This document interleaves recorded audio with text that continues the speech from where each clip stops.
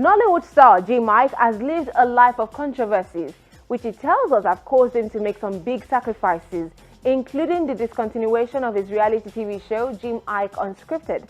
On Spotlight, the one many call Nollywood's bad boy talks about the selfish nature of entertainment as he addresses two of his biggest controversies yet. Take a listen.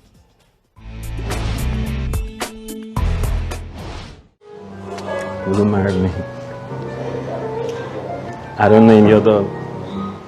After giving well over a decade of his life to the entertainment industry, one of Nollywood's highest paid actors, Jim Iyke, says he's easing out of the film world to make more time for his other business ventures. Flights to Abuja and Stalker are two of the few movies he's acted in the last couple of years. I'm not married. The famed actor has spent more of his time in other African countries, including Kenya and Ghana. The purpose for this is often shrouded in mystery, which Iyke says is a welcome status after years of being in the spotlight. Madam, are you okay? The spotlight is one of the sacrifices he's made in favor of a more predictable lifestyle. He reveals his reality TV show, Jim Iyke Unscripted, which was launched in 2013, had come to an end for the sake of his loved ones and his son.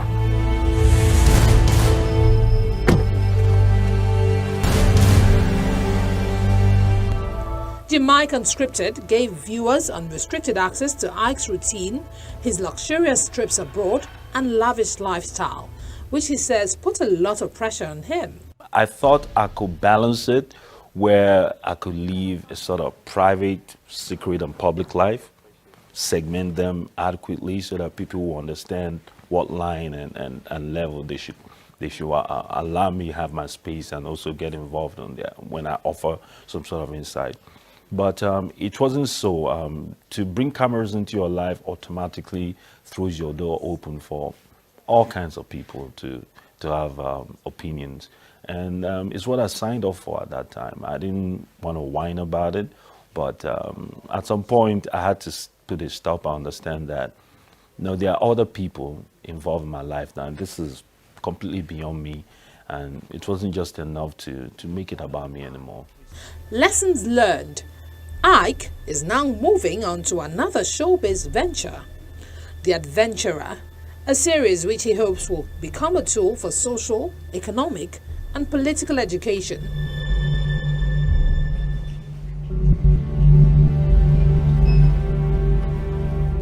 The Adventurer will camp Nigerians from different ethnic backgrounds outside the country and engage them in challenges to help them appreciate their differences.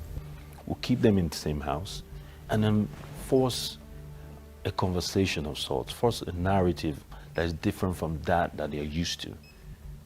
And then while we're doing this, we'll put them through different areas of challenges, both physically and mentally, psychologically. And at the end of the day, we know that would have sort of revamped their way of thinking, revamped their psyche, to begin to understand why the other man is the way he is. And hopefully in that state, we'll understand that our differences is actually what makes us alike in so many respects.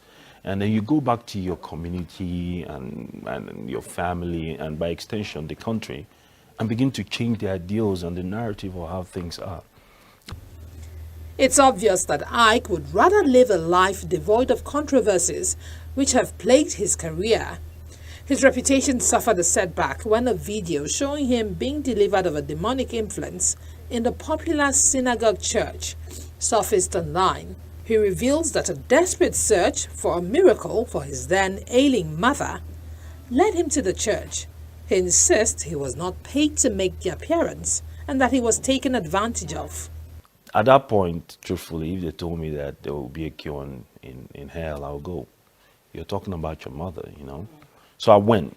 I remember I went there with my security, my sister, my PA, and when we got there was constant insistence. We're upstairs in one of the rooms. There was constant insistence that I come to church that day. And I said, well, that wasn't the arrangement. The understanding is that come do what you're supposed to. Because we kept my mom, we brought her by ambulance, we kept her in the hospital nearby. I said, the understanding is that you lay your hands on her and she'll, get better. But they said, no, you must come to church. Consequently, the argument won. My sisters forced me and I went to church downstairs. I was there, and when the whole thing about touching people and they would say stuff was happening, I found it a little laughable, seriously.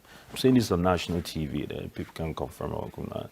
And I remember my sister pinching me and telling me to stop. I said, come on, man, this charity, this is what we came here for. This no, let's move mommy out of here and, keep looking for medical help. Then we're about to go to South Africa to this gentleman that was recommended to us, a specialist as well. The next thing, the gentleman in question passed, and I looked at him, I still had the same look of amusement on my face, and he touched me. Now, I can't explain what happened within that space of time. Within that 5 minutes where whatever it is happened. I'm not here to start preferring explanation to spiritual things that is way beyond me. I'm a man that understands how a lot of things work. That I cannot explain. And nobody can suggest anything otherwise. Because personally, I know what happened, to me. But within that time, lacks explanation. They said I said stuff, I did stuff. I found that extremely embarrassing at that time. But even further down the line, the reason I felt extremely bitter about it was, at the end of the day, my mom didn't get healed. I still lost her, So I carried that. When people were saying all kinds of stuff about it, some people even suggested that I got paid to come through that charity. I thought that was the highest level of insult. I didn't want to come out in public media and talk about the real reason I was there, because if they understood, they will understand that it's the love of a mother that drove me there. So it happened, and it took the birth of my son really to let that issue go. For a long time, I was very bitter about it.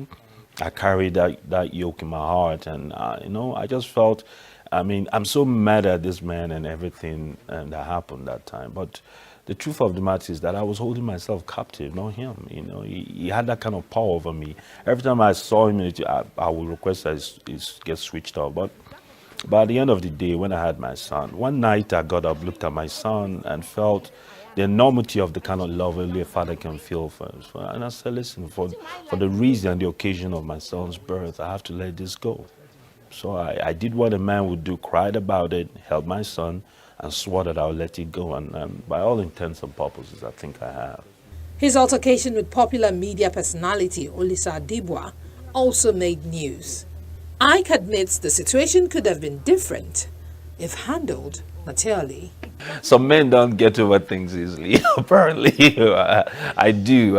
It happened in my life when I was, I was a little capricious and I didn't know any better. I could have managed. Now I'll walk away. Then I won't. That's what we're evolving beings. So him, I don't know his take on it, but I reached out recently via an assistant to say, hey, can we meet, shake hands as men and get this over with? He didn't want to. So I said, hey, man. There's much to be learned from there, but it's happened. Anybody that's looking at me in hindsight is where he is in the past. I've moved on. Anything that comes to my mind. Do you understand? Yes, sir. Salami. Yes, sir. Come here. Yes, we know you are sorry, but take this man to the interrogation room. All right, sir. Iyke's full revelation about the Deliverance saga can be found on our website, channelstv.com. Entertainment News will be right back after this quick break.